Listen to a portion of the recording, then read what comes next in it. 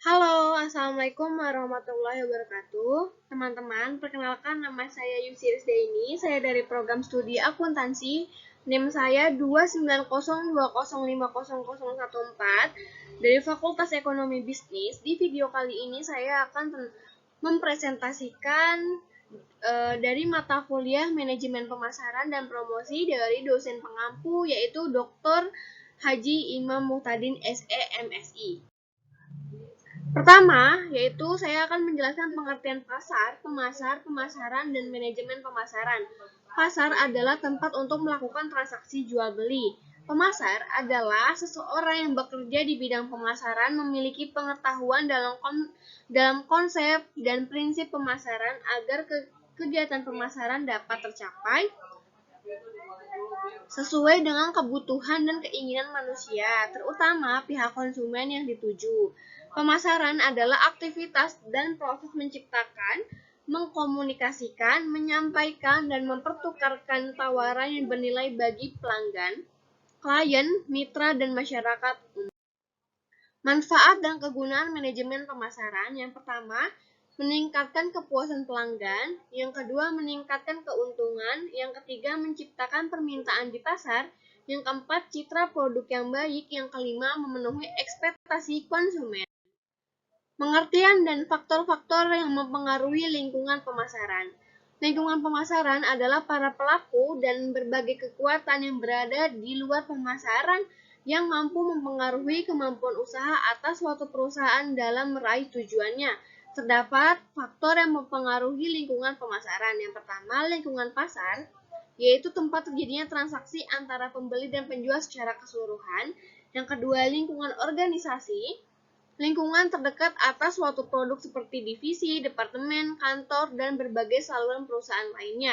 Yang ketiga, lingkungan makro, tempat yang di dalamnya terdiri atas berbagai kekuatan secara lembaga yang memiliki hubungan dan mampu mempengaruhi transaksi yang terjadi antara pasar dan perusahaan. Di dalamnya juga terdapat beberapa komponen yaitu perekonomian, teknologi, kebudayaan, dan kebijakan pemerintah setempat.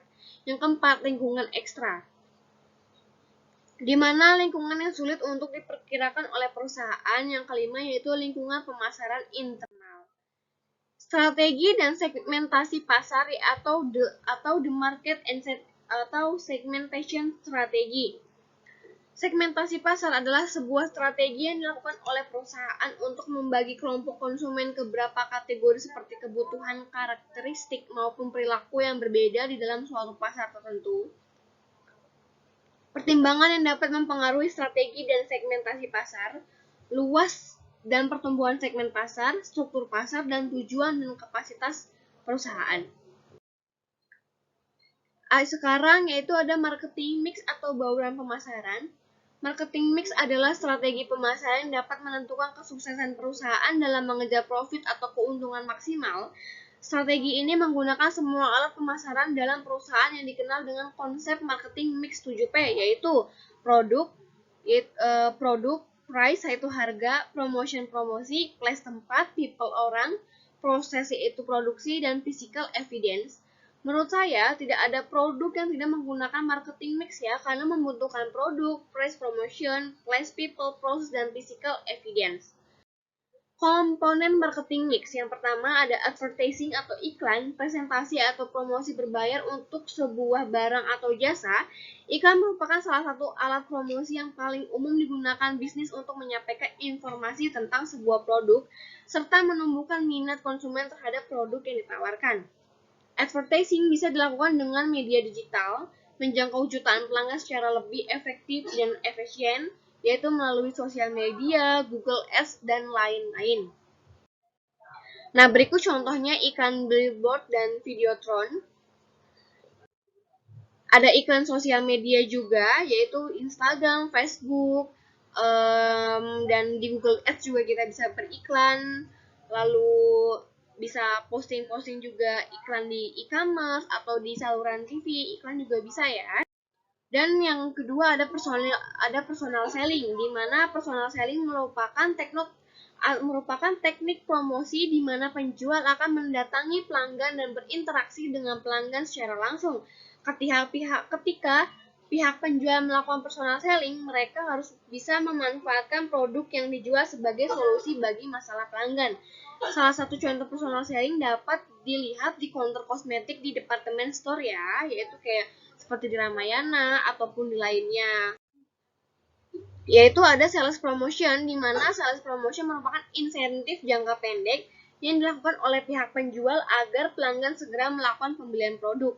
Contoh sales promotion yaitu seperti diskon atau potongan harga, loyalty reward, kupon, giveaway, bonus, dan lain-lainnya.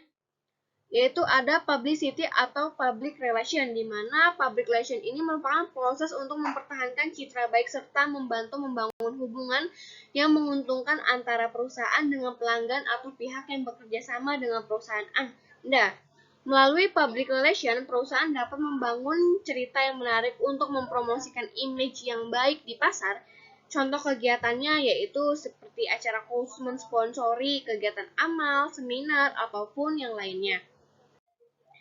Terakhir ada konsep AIDA dalam promosi, yaitu attention, interest, desire, dan action. Yaitu attention yaitu memancing perhatian calon konsumen.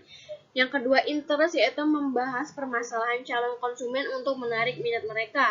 Yang ketiga desire, menawarkan produk sebagai solusi. Yang keempat action, mengajak mereka untuk melakukan pembelian sekarang juga. AIDA adalah pedoman untuk menjalin hubungan dengan calon konsumen hingga menjadi konsumen. Untuk konsep AIDA yaitu The AIDA Model, yaitu attention, view, orang melihat promo seperti di Google, sosial media, ataupun dan lain-lain. Interestnya yaitu visitor, orang itu tertarik mengunjungi website atau mengunjungi penjual langsung. Desire itu atau visitor data atau follow up, yaitu orang bertanya lebih jauh dan memberikan kontak mereka. Ya, yang terakhir ada action, yaitu buyer atau customer, orang akan membeli dan menjadi pelanggan Anda. Semoga teman-teman materi ini bermanfaat. Wassalamualaikum warahmatullahi wabarakatuh.